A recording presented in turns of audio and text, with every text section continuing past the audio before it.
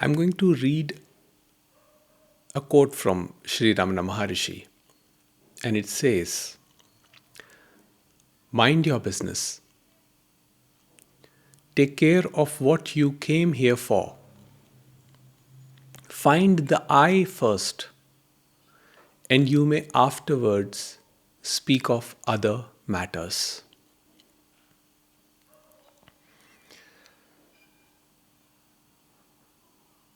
For most of us, thinking is usually a problem because while thinking, one experiences a barrage of emotions, an intensity which is uncomfortable, exhausting. It leads to low productivity. So we become concerned. We say that I must fix this. This thinking is a problem. I'm overthinking. My mind is burdened. And then mind comes up with a lot of solutions. I should do this, I should do that. I should do lots and lots of japa, I should do lots and lots of meditation to quieten the mind. And japa, meditation, yoga, breathing, pranayama, all these are beautiful, beautiful practices. But they teach the mind to be a certain way. And what we forget is that the mind's nature is not to be one way consistently. So, mind has a capacity to adapt a skill in the most proficient way, but it is never foolproof in the sense that when a challenge, a perceived challenge comes about, mind can simply lose all rationality, it can lose all knowledge, and in that moment, act from a purely animalistic perspective, just a raw reaction based on whatever the default programming is for an individual. So people can act impulsively or, react angrily to a situation and afterwards berate oneself for having that reaction and then trying to find a solution to make oneself reaction proof. But the thing is that this human organism, the mind body organism, the instrument, is not designed in that way to be reaction proof. Because you see, if somebody pokes you with a pin, you are going to have a reaction. Why? Because there will be momentary pain and there will be a reaction to the pain. It's biological. So, what happens in the moment if one deeply, deeply investigates this? As J. Krishnamurti would say, with all seriousness, if we truly investigate what is happening in the moment, you will come to a realization that when thinking is happening, which means when your mind is coming up with a future projection, imagination, horror stories, doom scenarios, catastrophization, or if your mind is lurking in the dead past as constant rumination, swinging between sadness and anxiety, is there a center to that? Is there a separate observer, a me, that is saying, I am thinking right now? Is there an I which is separate from that thinking? That is the investigation. So the masters here say, you are focusing on the thinking and you are saying that I don't want to think because thinking is a burden. But you are not investigating who assumes the center, who's the one that is concerned about thinking. That subject, that I, we do not pay attention to that. So even J. Krishnamurti would say, is there a separation between the observer and what is being observed? And let's investigate this right now, you and me, let's investigate. Think of a reaction that you had recently. You said something mean to somebody, or some thinking came up, and let's say you exploded in that moment. You did something which is not considered sane by the society. In that moment, when that thinking or that reaction was happening, was there a separate you, a separate me, that was saying, I am thinking this right now? If your investigation is totally honest, you will realize that in that moment, when the reaction is happening or the thinking is happening, there is no me or I. There is no subject. You are the thinking. The I is the thinking. The me is the thinking. There is no separation. It is only later on, when the reaction is over, that this I or me comes up and says, oh, that was painful. I don't want to experience that ever again. Because experiencing that means there is something wrong with me. I see others as quote unquote normal. I feel that I'm not quote unquote normal because I am overthinking, overanalyzing. And the thing is, you are not overanalyzing, the overanalysis is happening. And there is a world of difference between these two notions. Overthinking, obviously, when the brain is overworking, it will lead to pain, it will lead to exhaustion. But that pain and exhaustion is not your trouble. You are designed to handle that pain, that exhaustion. What the real problem is, what should and should not be. So, overthinking, worrying, anxiety, depression, whenever they're happening in the moment, of course, it is an identification, it is an image. But it is not a problem. Mind later on comes up and says, this is a problem. This needs to be fixed. Because I'm losing this, I'm losing that. And usually it is related to work or relationship. And we are worried that we may lose people, we may lose our jobs and this and that. And then we try more and more. And sometimes we do, despite doing everything to the best of our capacity, lose people, lose our jobs, and experience setbacks in life. And sometimes it takes all of that, going through all of that suffering to understand, to come to this question, which is the most fundamental question. Who am I? Who is this I that wants a solution?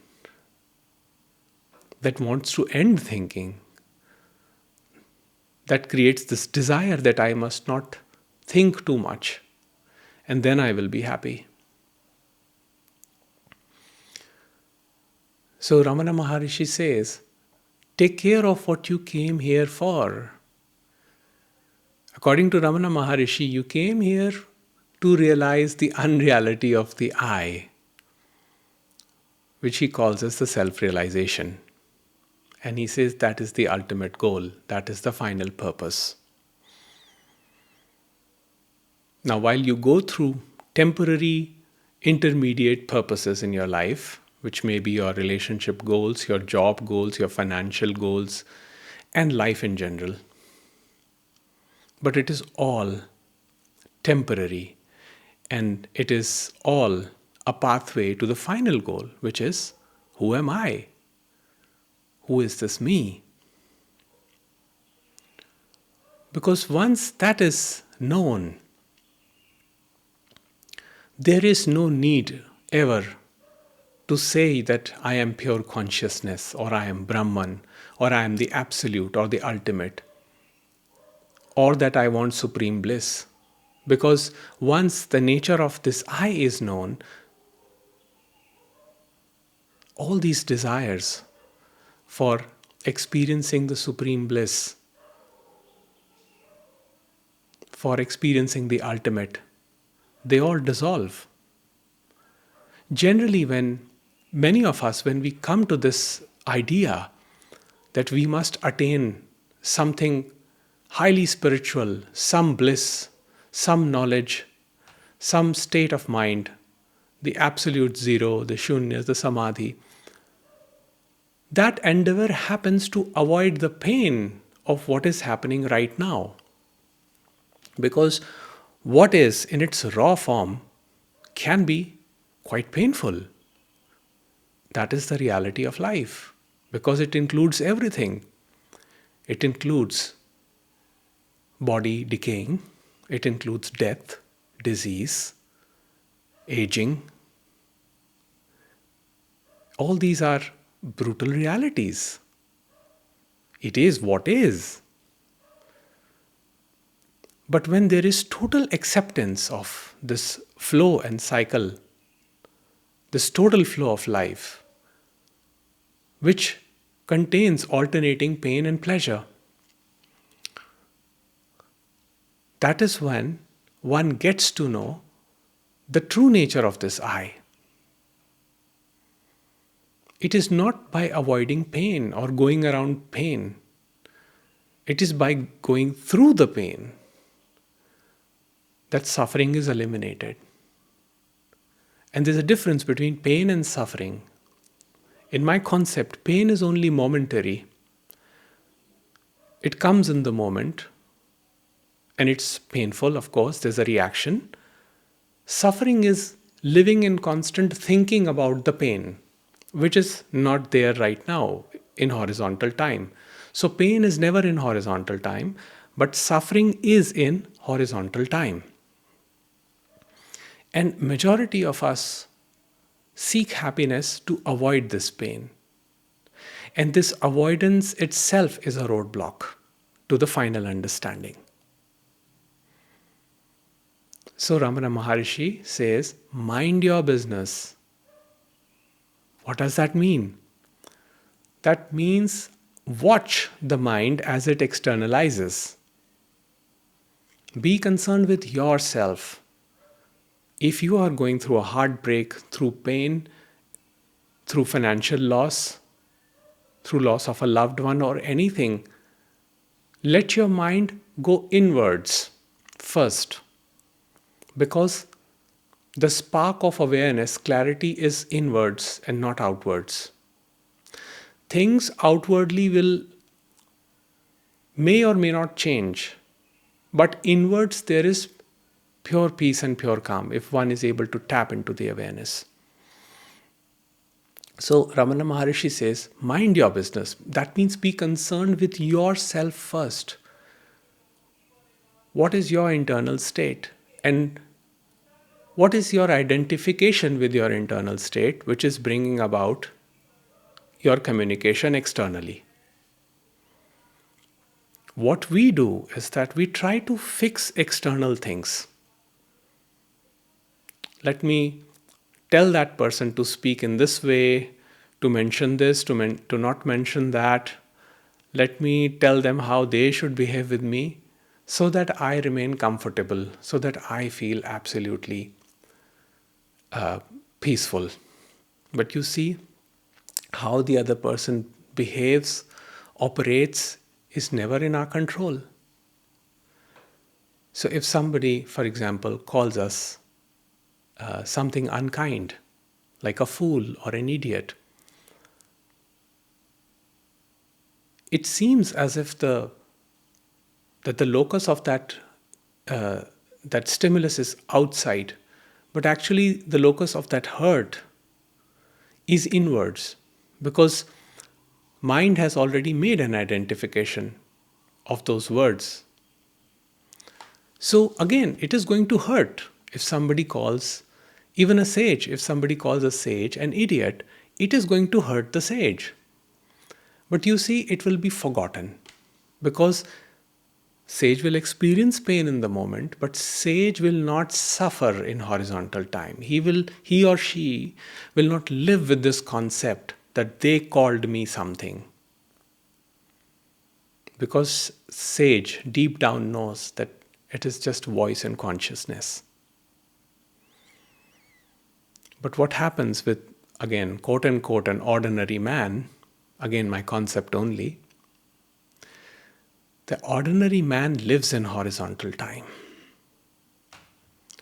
Ordinary man, the one that is caught up in the external world, the one that thinks world to be the only reality,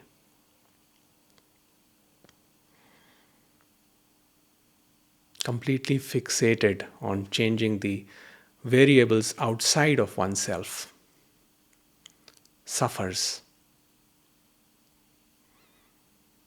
So Ramana Maharishi gives us this very potent pointer. He says, mind your business. First attend to this identification, this sensation, and then see the source of that sensation. Now we can call the sensation a feeling, an emotion. That is again at a psychological level, we are creating all these distinctions, but it is all one movement. And we have this obsession with fixing the nervous system. And there's no harm in that. There are beautiful breathing practices that can teach the nervous system to be calm. But you see, nervous system is not going to be regulated until the basic fundamental aspect of our existence is not understood. There is no possibility for the nervous system to be regulated till you do not know who you are.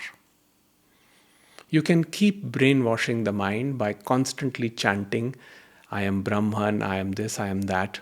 But it is not going to happen until the realization happens in the heart. And heart space is the true reality. Which means there is no thinking associated with, with the knowledge, I am Brahman. You know yourself as Brahman, as the absolute, as the vastness. It is only then. And how does that happen?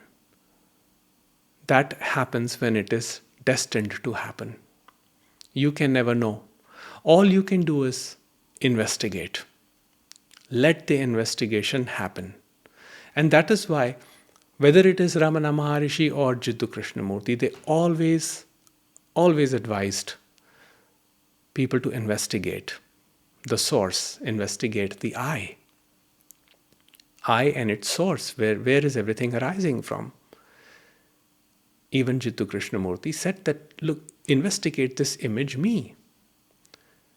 Investigate whether there is a separation between you and the thinking or the reaction. And in the moment, if you investigate, as I mentioned before, you will see that there is no me. There is just a reaction. There is simply the observation. There is no observer.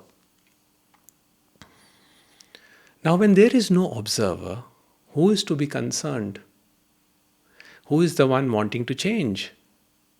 Who is the one to be fixed? You see, these whole notions begin to drop. And that is the breakthrough that the masters speak about. So finally, Ramana Maharishi says, find the I first, and you may afterwards speak of other matters. Now he's being a little he's being a little mischievous here, because he knows very well that once you've discovered the real nature of I, there will be nothing to speak. There will be no matter that needs investigation, because there won't be any problem. There will only be whatever is arising.